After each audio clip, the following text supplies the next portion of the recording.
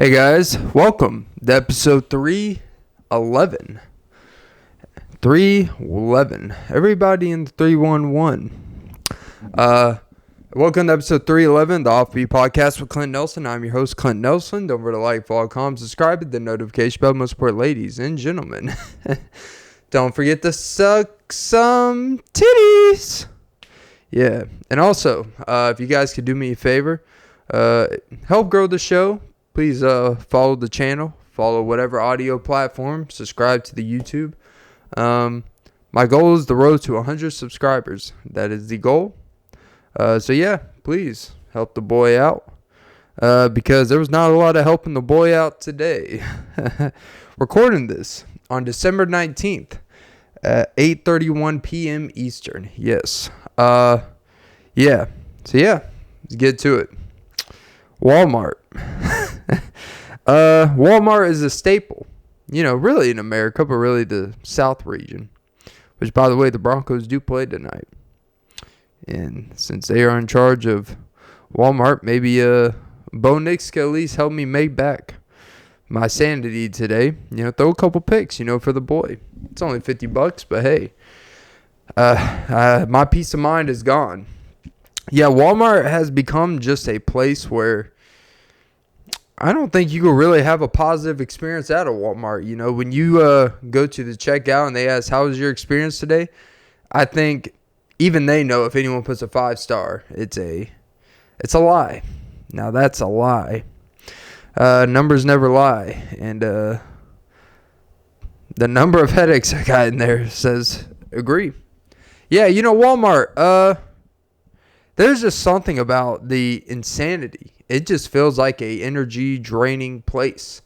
It is a place where there's no structure of how people operate. There's no, sometimes you just go into some places and just like everything that could go wrong, right? I don't want to say it's just the people like the customers. Like the employees were actually very nice, not really interacted with them or anything, but they typically people have issues about Walmart employees. To me, the Walmart employees are just fine, They're doing what they can do.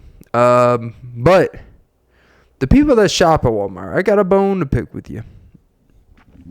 There is just no, the second you walk in, people just there's just no awareness of people, when you walk down, when you're going down aisles, you're going down, the main big aisles that are in between aisles, in between aisles to get to the aisle. And next thing you know, you're like, what aisle am I at?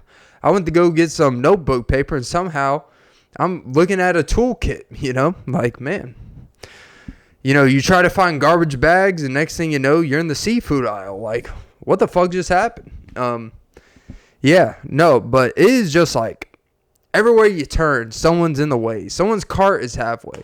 Someone's being rude. Someone's loud on the phone. Someone is just walking slow as fuck for no reason in the middle. There's no sense of hey, the right's for this, the left's for that. Fine. I've been able to work around that.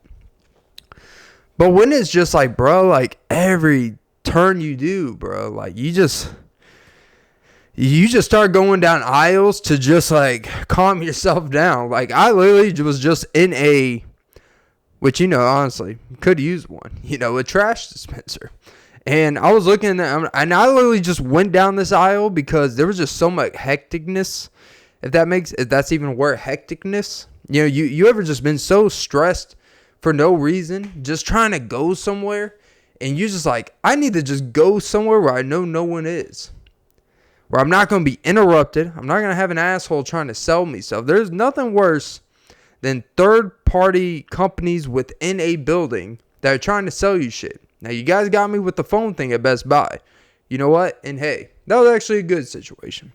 But when I am just trying to get some notebook pads, when I'm just trying to get a notebook and pens and paper, and I see you at a table with nothing really on it, but you look professional. I can tell this guy doesn't work at Walmart, but he's going to stop me and try to sell me some shit. And what do you know? This man's like, hey, you can never have too much security. And I'm like, yes, I guess so. You can't have too much security. This man comes up to me. He's like, he tries to sell me basically some knockoff security camera for in the house. And I'm like, nah, I already got one. And he's like, but you could always use a second. I'm like, my place isn't big enough to warrant a second.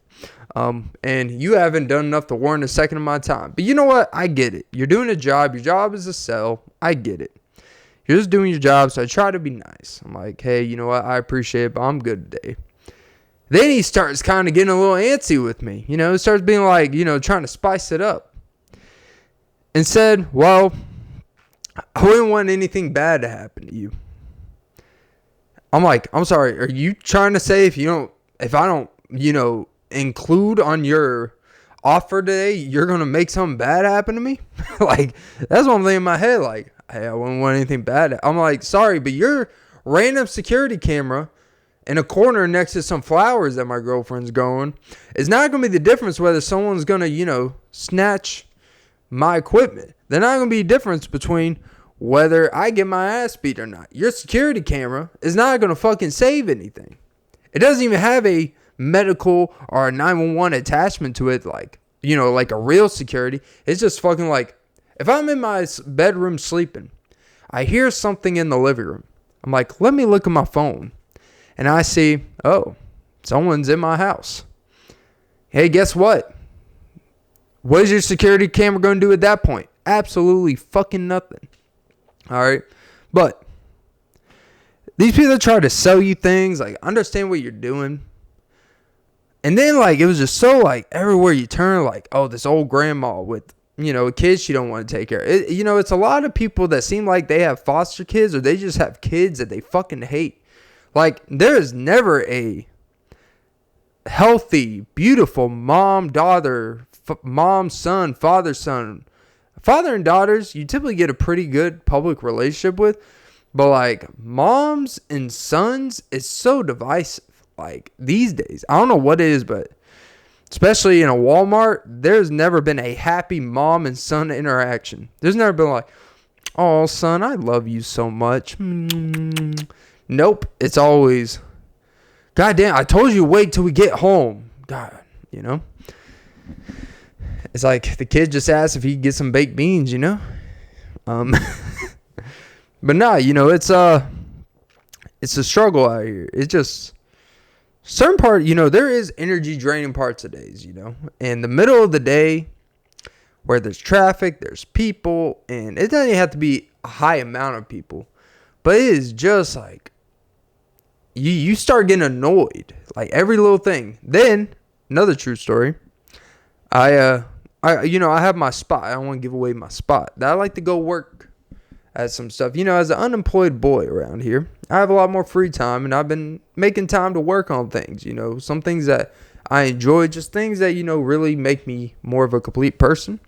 And let's just say I completely shit on these employees' days. Yeah, so I went to let's just say a local spot. I get my situation settled up. I get my laptop out. You know, I find a little corner spot. Not the most ideal, but hey, you know what? It works. It would have worked. There's kind of a hint. I didn't last long. That's what she said. I go into the bathroom, right? Not going to get too much TMI. But you know what? Took care of business. Fortunately, I've been eating pretty well. Pretty healthy. So it's been nothing egregious. You know, you go to public restrooms these days.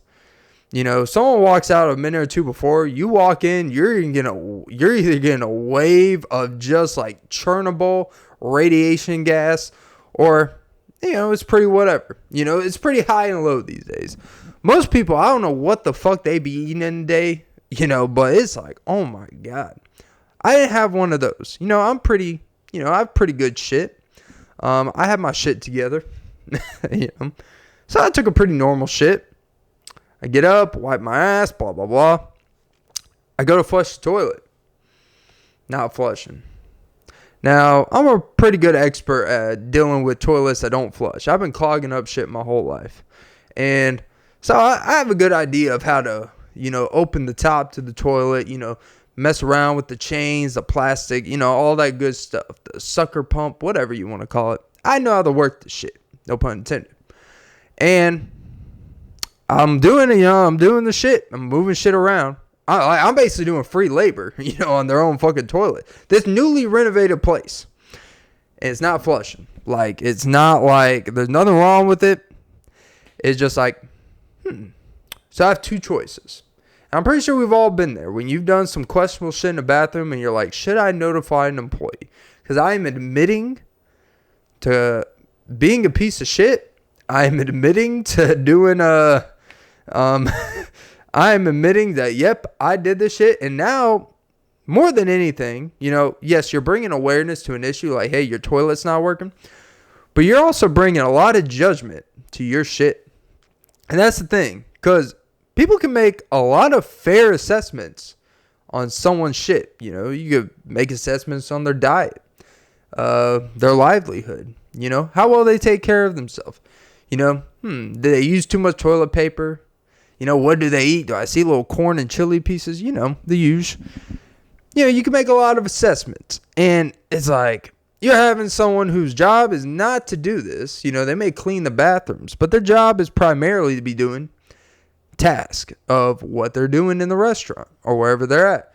And, they clean, they may sweep and mop, wipe the toilet down, but they're not plumbers. That's not their job, And now you're like, hey, I know your pay doesn't warrant what you're about to be doing, but I'm going to need you to come in here and figure this shit out. No pun intended. So I had two choices, which is either make them aware or turn the light off, walk out of there, grab all the shit I set up like I was about to be in a workshop for 3 hours, politely dip out, shit and dip. And since I'm passive and I don't want to deal with any uncomfortable situations, I turned the light off, grabbed my shit, and dipped. Yep. And part of me is like, man, that's a pretty shitty thing to do. And the other part of me is like, you did the right thing. But the stress of that 2 hours of a stressful Walmart to get the simplest shit, and you're dealing with just people. I'm not anti-social, believe it or not. But just when every 30 seconds, it's like you're adjusting to someone else being inconsiderate, people standing around, people on the phone, people just kind of lounging around, hogging most of the aisle, so you gotta fit your big ass fucking buggy in between everyone. You're backing up, doing this. You don't want to go down the aisle. You want to see the whole aisle, but there's two people looking at shit, and you're like, I don't feel like dealing with these people. I guess I'm not going to look at the candles today. You turn around, go all the way around. You avoid people trying to sell shit, so you take all the long way around.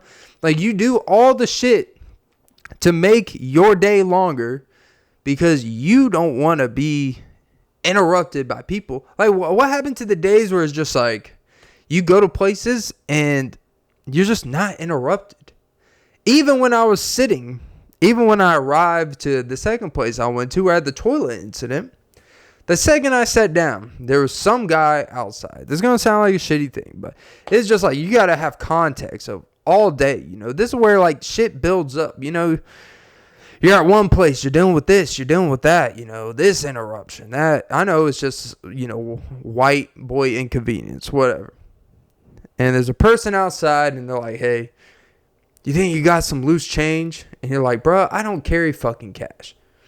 There's a fucking ATM right there, But it's you got to, and I kind of felt like a dick, because I kind of dick responsive, nah, man, not today. I could, but I just don't feel like it. But really, it's just I'm unemployed just like you, my man. I may look good, but I ain't doing good out here, I'm not exactly a cash cow. But that's the crazy part.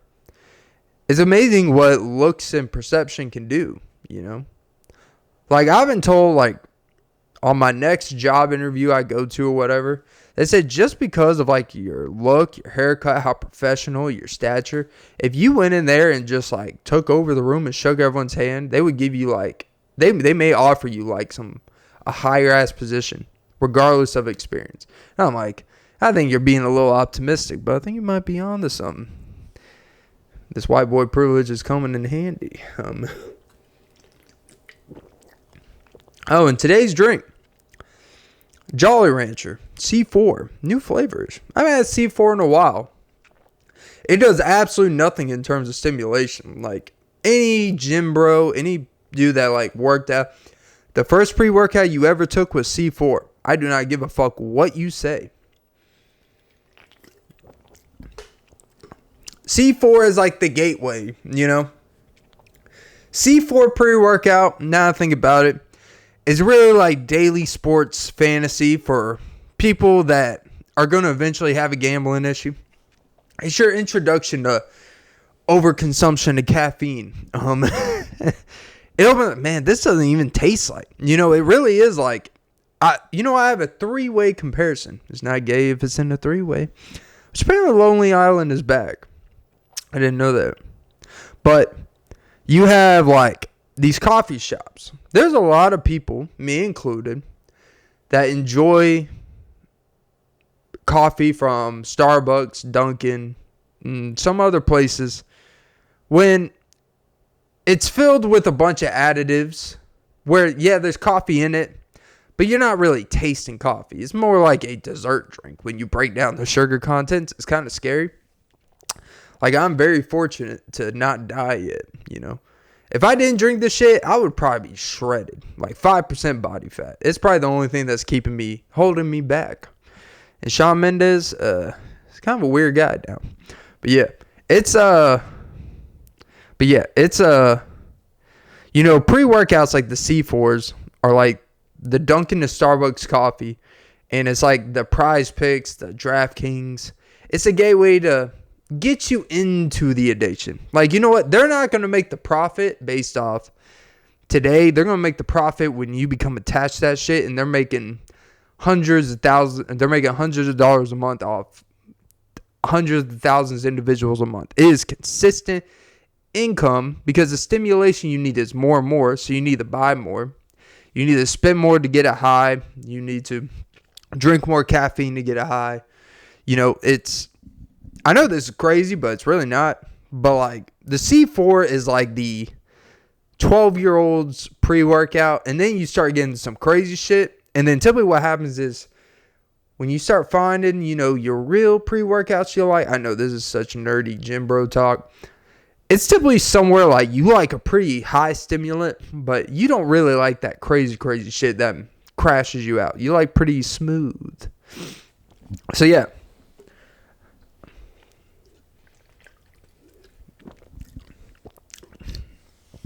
I would love, you know, I was listening to something, right? It's kind of wrong because I've actually been using LinkedIn recently. So I've been listening to Reid Hoffman. He's like the owner of LinkedIn. Apparently he sold that shit to Google or Microsoft for like $26 million. So he's living good, you know. And that, you know, and they were talking about something about like entrepreneurship, right? I've never had this obsession with owning a business or being quote unquote an entrepreneur in the generic sense. You know, you want to do something you enjoy, makes money, where you kind of have a freedom where you're not tied down to doing specific things, but you know, at the end of the day, you got to continuously work to reach that satisfaction or income or whatever. And he talked about like, you know, should everyone want to be an entrepreneur? He said simply, no. Not everyone has the skill set, and that's a good thing, you know. Because if everyone, like, this wasn't his words, but my translation was like, if everyone wanted to be an entrepreneur, there would be no one to actually get the work done. Because, you know, entrepreneurs, they like set the job. They have the idea. They follow through with execution, the business aspect, and they get everything from a startup or just like the small intricacies of starting a business. But you got to have people that actually do the work, you know.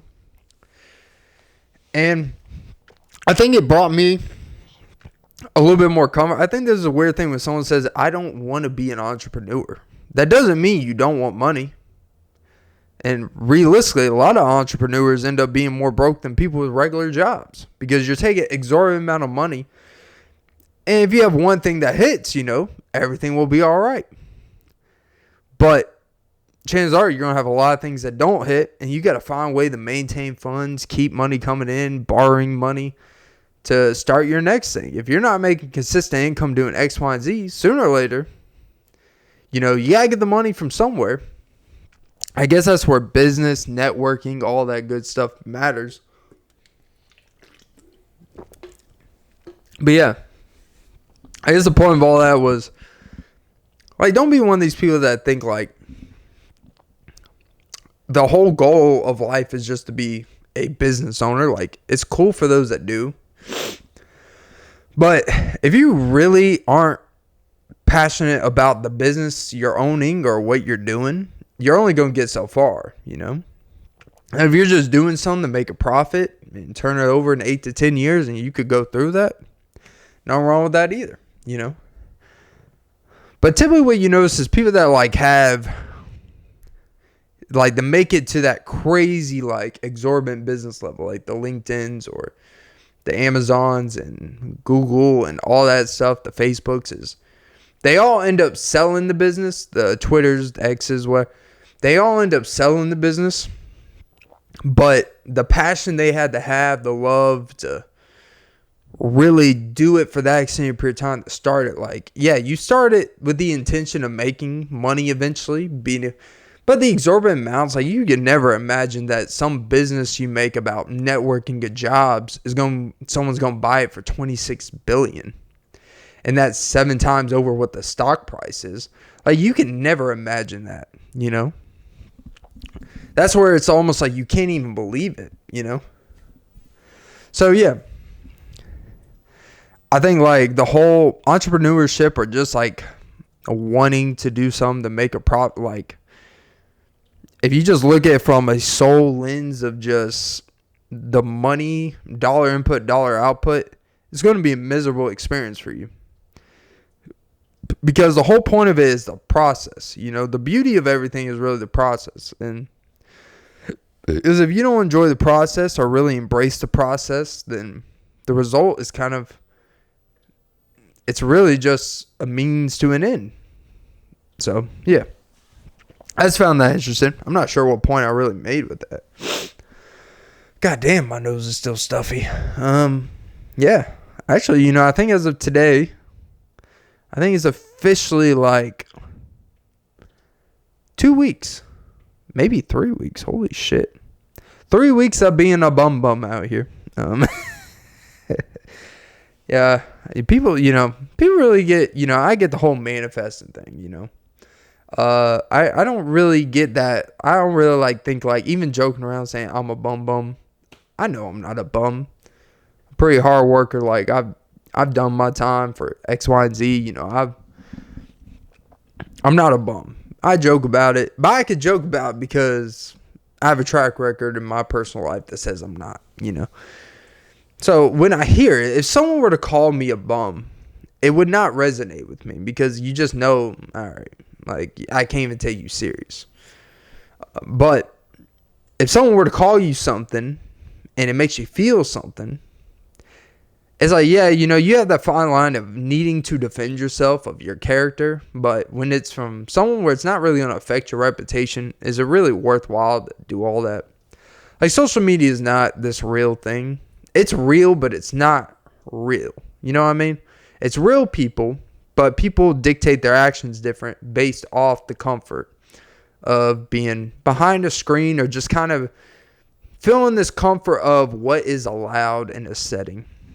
So that's why when you cultivate an audience, people act different in different chat rooms or different comment sections under videos. It's based off the aura, the acceptance of what that creator, what that person has attracted to, or what that they want.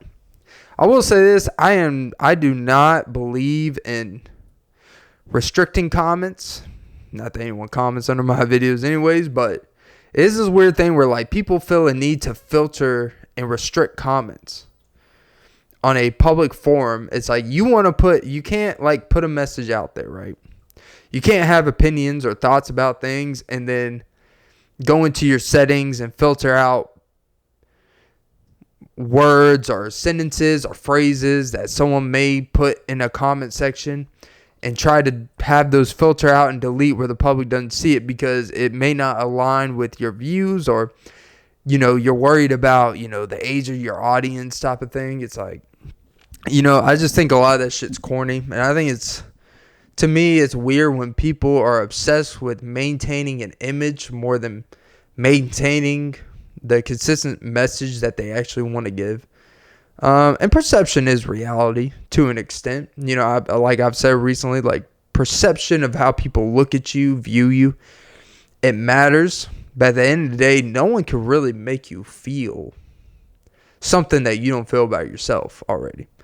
Like if someone says, hey, Clint, you're looking a little fat. The only way that would actually make me feel something is if like I've already self-consciously felt like I'm getting fatter, or I feel sluggish. I don't feel that good because I know I haven't been taking care of my... Like if someone like 2 months ago when I was at like my malnutrition peaked, were like, hey Clint, you're looking a little thick there. And I would be like, really? Are they as thick as your swollen eyes from getting high every day before work? I don't know. Maybe. It is, I'm not gonna, damn, I gotta be careful here. I'm not gonna blow a gasket here. What I will say is, it is crazy how like in the most high stressful moments, people expose what they're really going through. Like there's been some incidents recent life that, not with me included, but just people close to me, where they've had incidents at their capacity that they make an income where them and others, it's like it's very highly stressful certain parts of the year, and you get really into it. You yell, you get mad, angry, shit is said in the high heat of the moments when you're tired, exhausted, the stress and all that stuff. Even if it's not the real versions of you or the best parts of you, the part that you really feel, it comes out. You're calling each other asswipes, piece of shit, wife fuckers, all that good stuff. And it's weird how like typically in my experience, after the crazy blowouts, after the crazy like, holy shit, we just this may not be reversible.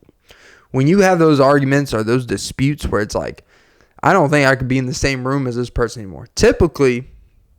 You typically end up coming closer to that person because you both don't feel great about what happened more times than not. Like, like we both went over the line, and typically the next time you see them, you almost feel closer to them because it's like, hey, that was a real honest moment. I don't mean everything I said, but I was fucking pissed.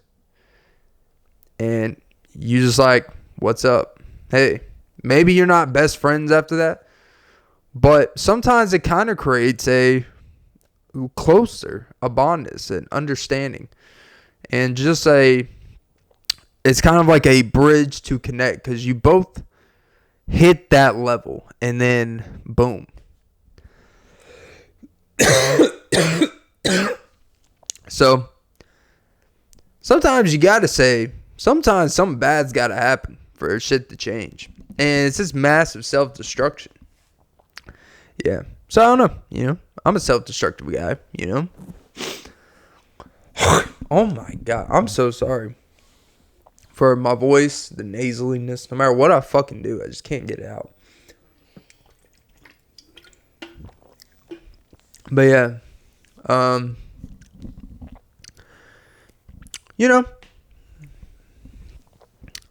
don't know how to feel about, I'm looking pretty dapper, I gotta say. But, I will say this, the whole, there's a greater life out here, you gotta be careful about it. It's, to be very honest, sometimes when you give yourself too much free time, you really take for granted of time. you know? And maybe I think what it does is we're conditioned to just work, and be attached to these different things. And we're so worried about doing the most in a little amount of time that we almost function better when given close deadlines than if we were given open. It kind of reminds me when I was younger and in school, you notice how like when your teacher would give you those projects where you have like 3 months to complete it. And there were things you really could have completed in like a week and a half if you just worked on it a little bit every day. But of course, like most people, you wait until 3 or 4 days before to put some shit together, forcing your mom to take you to Staples to get some posters and all that good shit. You're doing some research late at night, and then you don't even you miss part of the syllabus where it said, hey, you're supposed to give history on each individual, not just the whole situation. And you're like, yeah. Whose house? Run's house. And that's how you open your introduction. Yes, I did do a presentation on Run DMC because I think we did it on 4th and 5th grade. I'm not even kidding. I think the whole project, like, subject was called culture. But it wasn't even really, it's literally about cultural significant events that turned, pop culture, historic events. And, the list was kind of like, this seems pretty all veered towards one direction, but whatever. But yeah, it reminds, all these things kind of hit you. It's like, we are conditioned to where the more time you give us to get shit done, the less we will get done, and we will end up cramming it all. And there's no significance, there's no pressure. And that's why high pressured environments, people like say working for Elon, it's very high pressure. Like, you either produce or they're going to get you out of there where he'll fire you in the middle of a meeting if you like your monthly sales or your monthly output has not been meeting up the progress they're trying to make in something. Where a lot of places are very like, hey, they show up on time, that's all we can ask for. And, you kind of get used to just doing the bare minimum. You get used to just, we'll be all right. There's no pressure to get things done, which kind of it affects everything else. Not that stress is great, but if you use stress in the right way, you can accomplish so much, It makes you actually appreciate and prioritize your time more. But sometimes you have too much time, you give yourself too much freedom without earning that freedom from a financially free point where you can just go out and do whatever the fuck you want, and experiment more, learn more, spend more on experiences or whatever. You kind of set yourself up to realize, man, I'm not as disciplined as I think I am. I'm not as structured. I'm not as on top of my shit as I need to be. And it kind of is a wake-up call because you try finding things to fill the day. You try rationalizing that you need a break, you need this, and you start kind of going down a hamster wheel of just waking up later. Next thing you know, it's already late in the day. You've barely done anything. You've eaten. You just try to occupy your time with doing things that are healthy. You exercise. You try to read a little. You listen to something that seems introspective that may change your life or may change your point of view because you listen to some CEO of a website they sold 8 years ago, And you're like, yeah, inspiration. And we fall into this inspiration pool that we don't incorporate. And one thing I picked up from listening you can't take everything you listen or read, or even the most motivational, the greatest things, and it doesn't just translate. It may translate. You may have a great day that day because you just feel like that's what I needed. But all the ideas you have, all the great things you want to think about, doesn't really matter until you create action. And that's the action part is still what's most important. That's why I doing this show. It could be, the progress. It's been more the past, a couple months, made some progress in terms of just consistency, trying to get back consistent uploading schedule, making the show, molding the show. It changes as it goes because I am the responsible factor. I am the one constant factor. As I change, the show changes, the stuff I talk about, how I talk about X, Y, and Z, whatever. The main thing is just the continuously being actionable regardless of its success or failure. But just having a day-to-day plan, controlling what you can control, put in the effort necessary. That's all you can do. And that's the part where it's like you realize when you do things that you put your mind, that you visualize, it like you just infinitely like are 50% better just because you visualize something and then now you're doing it. It's crazy, Even someone's like, I don't know, like doing the dishes, It's something like, I'll do the dishes later tonight, and then you don't do it. That feeling it gives you, you feel like shit. But then like the second you do it the next morning, you just feel relieved. Anytime you put stuff on your shoulders and you don't, do full range of motion and get the shit done and get proper muscle atrophy, hypertrophy, that's where that shit comes into play. But you know what? Yeah. Where are we at? I'll just end today's episode with a message,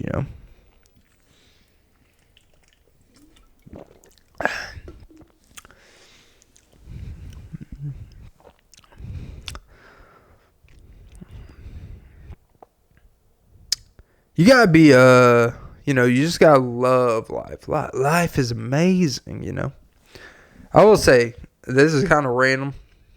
Anyone that follows football, Xavier Leggett, his fake southern accent thing he's doing, like it's like the things like everyone knows it's fake, but we're just like cool with it. Like he obviously there's clips of him where he doesn't talk like that. He's obviously playing up to a character. And it's just kind of like, I get the whole PR. People are shitting on Will Levis. Sorry, this becomes sports court. Now people are shitting on Will Levis because he did commercials during last year of the offseason without really, creating a name or building a foundation, a stature, proving enough on the field to start doing off the field stuff. It's kind of weird, because there's plenty of players that did that when they came out. Odell, Saquon, quarterbacks, not much in recent memory. I'm trying to think, but I know it's happened. There's been quarterback out of the draft. They're starting to do commercials and shit. There's nothing wrong with that at this point, I don't think, I think it's stupid for the outside media as I criticize Xavier. I'm not really criticizing Xavier, but I don't know. It's kind of weird. You're doing a whole podcast episode where you're playing up an accent because of future deals or you get talked about more. I don't know. It doesn't really seem like the bang is worth its buck. Pretending a voice or an accent for some public media points, maybe. It's kind of especially when everyone knows it's fake. Yeah, I don't know. But I always found it weird when sports media and stuff, they criticize athletes when they haven't proven enough to do commercials. It's, commercials aren't about who's the best. That's not really what it's about. It's very niche. It could be they fit a branding, they fit this, it's just that company pays that, like radio hosts. If you haven't accomplished enough, should you just turn down endorsements and sponsorships that you have a choice to participate? You don't have to accept the sponsorship, but no one's going to shit on you for accepting a sponsorship except if it completely just doesn't align with some you have talked about or a belief. If you are if you are pro, I don't even know, let's say you have, shitted on supplements, oh, there they are drinking their stupid little green shakes thinking that that's what's going to make you healthy, and they don't focus on their diet, but then you endorse magicspoon.com or some shit, or you endorse some bullshit, food company that's like meal prep, even though it has a shitload of sodium, but you're all about health, or you're endorsing McDonald's and you're all talking about how we have an obesity issue and how much it bothers you, but then you do a sponsorship for McDonald's. Like, that would be more problematic. But someone doing a harmless State Farm commercial on Will Levis's case, mayo.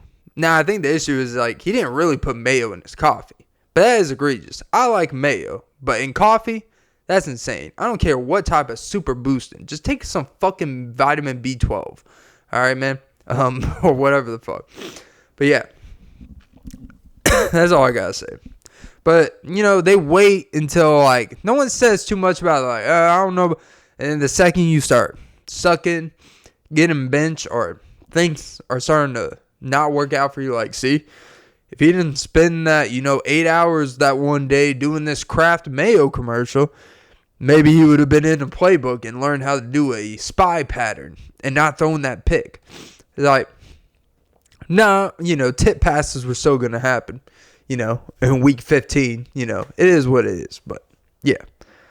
It's just stupid how the stuff that we kind of use, like, it's like when a girl holds on to shit, That's what sports media, like, sports media is like when your wife holds on to shit that, you did 6 years ago. And, like, that one time you took her car out and, you took her car to work because your car was in the shop, and then some person fender bendered you, and it's like, and they're like, oh, I'm just glad you're okay. We'll be fine. I'm just happy you're good. This 6 years later, you're like, hey, my car's in the shop. I'm in the process. Can I just borrow your car to work? It's like, oh, I would, but I wouldn't want someone to, hit you from behind. Like last time. I just don't know if I trust you. It's like, oh, okay. I thought we explained that was an accident. Not sure how that relates 6 years later. Okay. Well, fuck me.